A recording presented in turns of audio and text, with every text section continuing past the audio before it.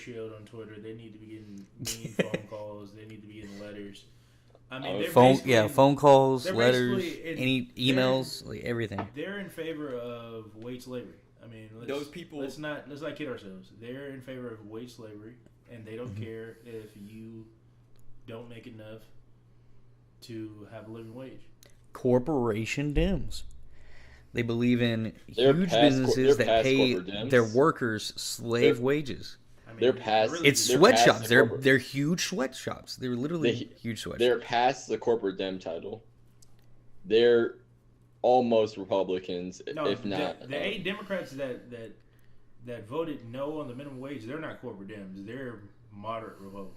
Or damn near Republicans. Not just, they're just Republicans. Yeah. Republicans. It's not just it's not just like a corporate Dem would have just voted yes to minimum wage because you want to keep that Democrat title, and really minimum wage isn't going to kill larger corporations that kill them larger all. Corporations don't really care about the minimum wage. They care about the tax rate. Those 8 senators are both getting money from other interests, but they must also have some twisted ideology that pushed them to go against what their party was doing. I think there's a combination of both. Because there are people that get, like, for example, Cory Booker gets money from a lot of larger, wealthier entities. He gets a lot, but he voted yes for minimum wage. So I don't think it's just some money. Yeah, but it's like bigger corporations. I think these bigger 8 corporations senators actually don't care about the minimum wage though. Like if you look at who voted, Joe Manchin and the girl senator from the woman senator from Sinema. Yeah, Sinema. Arizona. They definitely have some big donors, you know, that give a lot of money, but they're not. It's not like Cory Booker. Like Cory Booker has like pharmaceuticals, the military industrial complex. They're all big entities. I don't think Joe Manchin and Sinema, they have some big entities, but they probably have a lot of small business people that donate to them, and they probably didn't want to upset their donors.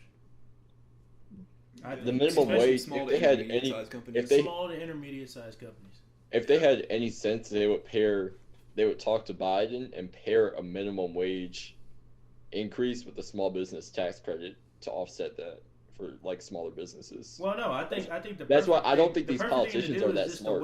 The minimum wage, it's a living wage in each state. So in New York, it'd be like $22. In Wyoming, it might be like $9.40. So like you don't have to have a set minimum wage. It needs to be a living wage in each state in the United States. That's what I think. I think that's the real smart policy because then you won't have any job loss at all. You do need a minimum wage because states like Arkansas will mess around, and really, Arkansas's minimum wage may be lower than the federal one. It may be at like $6.25.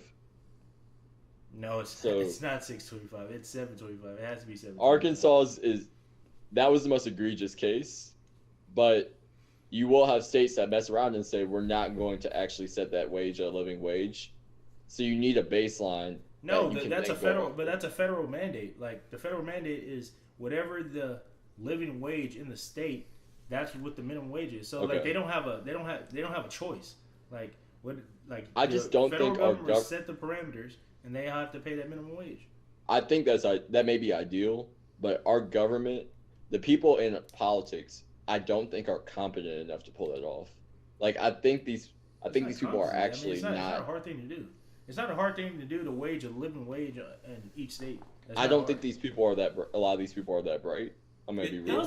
It shouldn't be hard, but I think the more in any type of bill, the more that it leaves something up for interpretation, which would be like a living wage. But there's no interpretation. There is a lot of interpretation. Technically, some type of way that they have to calculate that. What I'm saying is, you still are leaving something instead of just passing a bill and increasing it. I think it would leave more room for there to be like.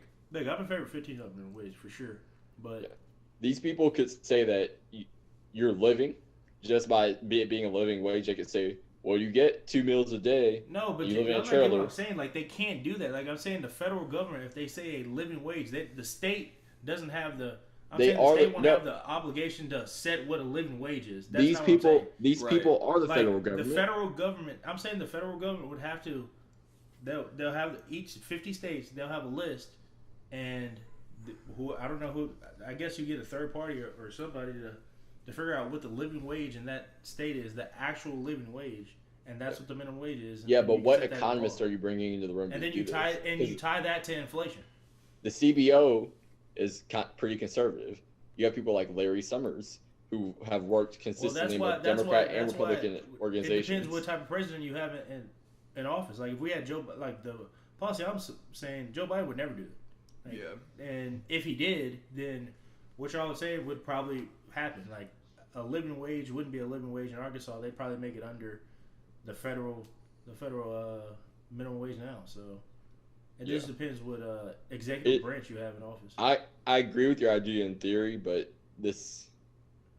our country, I don't trust them to go into that deep of a nuance to actually do that.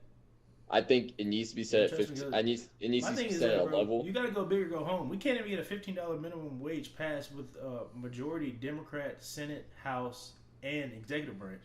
Exactly my point. So it's like exactly my point. So you might as well shoot for the best policy. That's my thinking is shoot for the best policy. Like I don't if think you shoot a lot lower, you're gonna fail anyway. I don't think a lot of these people have even thought of that. That's what I'm saying. I don't think a lot of them are. To be honest, but yeah, I highly doubt anybody in Washington's thought about a living wage tied to inflation. Like that's a great policy, but yeah. I mean, no, because that cuts all the Republican propaganda out. Because a living wage in each state, they're saying some small businesses can't afford it, which is probably true in certain areas. Like in Kentucky, a $15 minimum wage, if they have 10 workers, they probably can't afford that, to be honest. Yeah. So, but New York or LA, they definitely can. So that's why that's why you have a living wage, whatever the living wage is, and you tie it to inflation so it goes up naturally, and you don't have to revisit the minimum wage conversation ever again.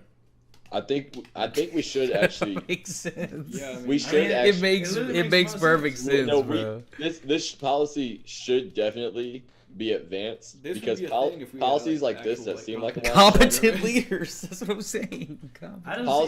Policies like this that seem like a long shot always take. Like, bro,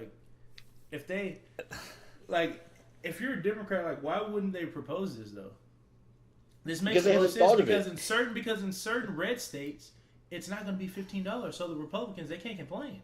Yeah. Well, they will complain, but the Republican voters, I'm saying, I think they get on board with it. Well, oh yeah, that makes sense. No, I would think that would make sense. Yeah. Most people, and you might actually be able to get some Republicans to sign on board. That's true. That's true. Some. You're all the way right. I think this idea should actually be advanced.